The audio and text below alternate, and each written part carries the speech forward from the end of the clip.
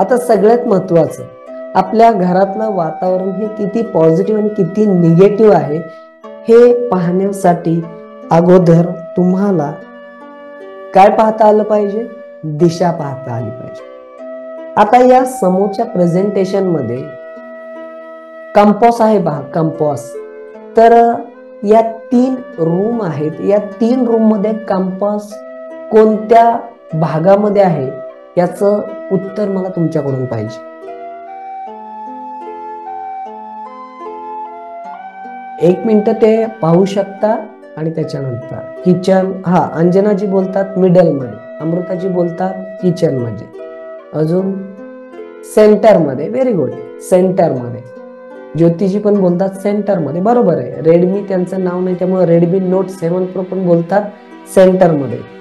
म्हणजे ब्रह्मस्थान मध्यभागी, बरोबर आहे. म्हणजे तुम्हाला सुद्धा तुमच्या घरामध्ये कोणत्या दिशेमध्ये काय आहे हे पाहण्यासाठी कंपास कुठे ठेवावं लागेल? तर घराच्या मध्यभागी. कशाच्या? घराच्या मध्यभागी. कोणत्याही रूमच्या मध्यभागी नाही, तर घराच्या मध्यभागी. घराच्या मध्यभागी जर तुम्ही कंपास ठेवला तर कोणत्या दिशेत तुमच्या घरामध्ये काय आहे हे तुम्हाला समजेल आणि हा तुमचा उद्याचा ग्रहपाठ आहे. मग कोणत्या दिशेमध्ये काय ठेवायचं, मी काय म्हटलं, कोणत्या दिशेमध्ये काय आहे हे पाहण्यासाठी आपल्या घराचा काय काढायचा? सेंटर काढायचा.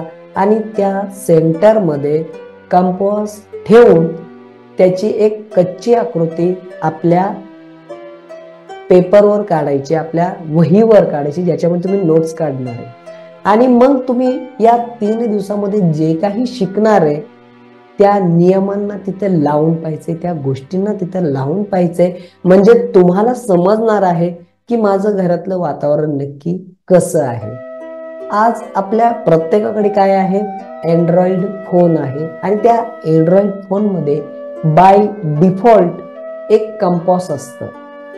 बाय डिफॉल्ट एक कंपास असतं. त्या कंपासचा काय करायचा? वापर करायचा.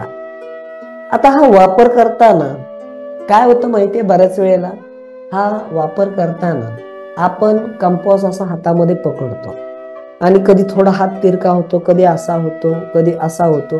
तर त्यावेळेला थोडासा तो कंपासचा जो काटा आहे ना इकडे तिकडे सरकतो आणि आपल्याला वेगळं म्हणजे दिशा ज्या आहेत त्या व्यवस्थित पाहायला मिळत नाही.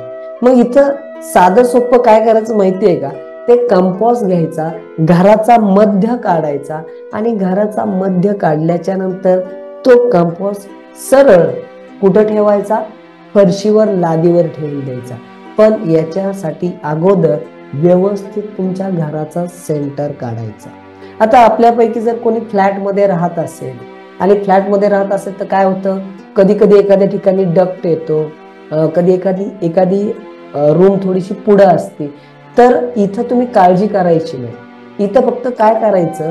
त्या घराचा सेंटर काढायचा. एखादी रूम आत असेल, बाहेर गेली असेल तर त्याला आपण फक्त तर्काने, इमेजिनने काय करायचं? एक चौकोन किंवा आयताकृती पकडायचा. काय करायचं? चौकोन किंवा आयताकृती पकडायचा फक्त. काय करायचं? पकडायचा आणि एक सेंटर मानायचा आणि त्या सेंटर मध्ये उभा राहायचं. जसं आता इथं पहा. आता इथं या 3 रूम मध्ये उत्तरेची रूम मोठी आहे, दक्षिणेची रूम मोठी आहे. पण किचन मध्ये काय झालेलं आहे? टॉयलेट बाथरूम दाखवलेलं आहे. पहा, किचन मध्ये टॉयलेट बाथरूम दाखवले. त्यामुळे काय झालं? किचन काय झालं? बारकं झालं. पण तरी सुद्धा कंपास मी कुठं मांडलेला आहे? सेंटर मध्ये. मग तुम्हाला काय करायचंय? इमेजिनेशन मध्ये एक चौकोन तयार करायचा किंवा आयत तयार करायचा आहे इमेजिनेशन मध्ये. कारण काय होईल? तुम्ही जर नाही का बाबा माझं फ्लॅट मध्ये राहताय आणि फ्लॅट मध्ये राहताय आणि माझं एक बाजू पुढे गेली, एक कमी झाली, एका बाजूमध्ये गॅलरीमुळे कट निर्माण झालाय, तर अशा वेळेला तुमचं गणित चुकेल. मग गणित चुकून द्यायचं नाही. आपल्याला खूप सोप्या पद्धतीनं समजलं पाहिजे. मग काय करायचं? तर घराचा इमेजिनेशन मधला सेंटर काढायचा. म्हणजे इथे मी टॉयलेट बाथरूम आहे. मग मी असं म्हटलं का की टॉयलेट बाथरूम आलंय, मग आता मी सेंटर कसा पकडू? नाही, मी सेंटर दाखवलेलं आहे. फक्त आपल्याला काय करायचंय, घराचं सेंटर काढायचं. मग तुम्ही फ्लॅटमध्ये राहत असाल, बैठ्या घरामध्ये राहत असाल, पत्र्याच्या घरामध्ये राहत असाल, कशातही राहत असाल, किंवा एक फक्त तुमची सिंगल खोली असेल, तरी सुद्धा तुम्हाला काय करायचंय, त्याचा सेंटर पाहायचा आहे. पण कोणत्याही प्रकारे कोणत्याही रूमच्या, म्हणजे जसं उत्तरेला रूम आहे, मग त्याचा सेंटर पकडून कंपास ठेवून दिशा पाहत बसायच्या नाही. नाहीतर काय होतं, तर फार मोठा गोंधळ होतो. जसं या उत्तरेच्या रूम मध्ये मी जर उभा राहिलो आणि सेंटरला कंपास धरला, तर त्या किचन मध्ये असणारा दरवाजा कोणत्या दिशेमध्ये येईल? जर मी या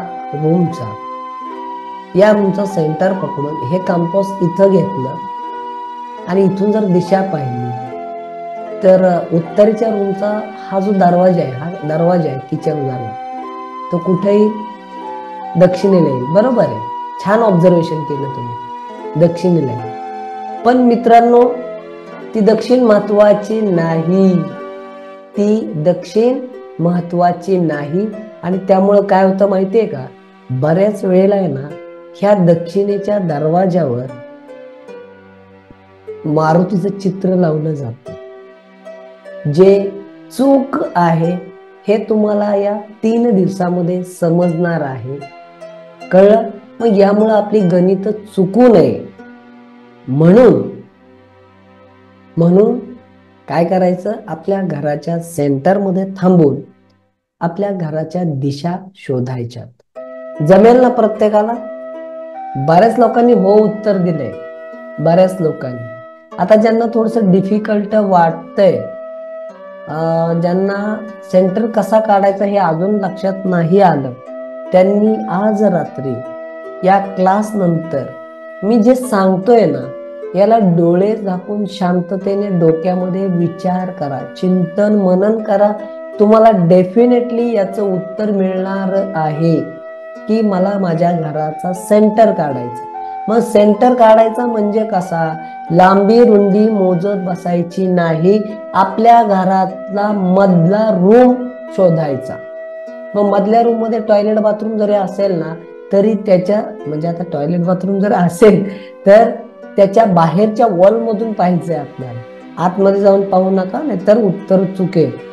ठीक आहे? तर फक्त इमॅजिनेशन मध्ये मध्य काढायचा, मोजत बसायचं नाही.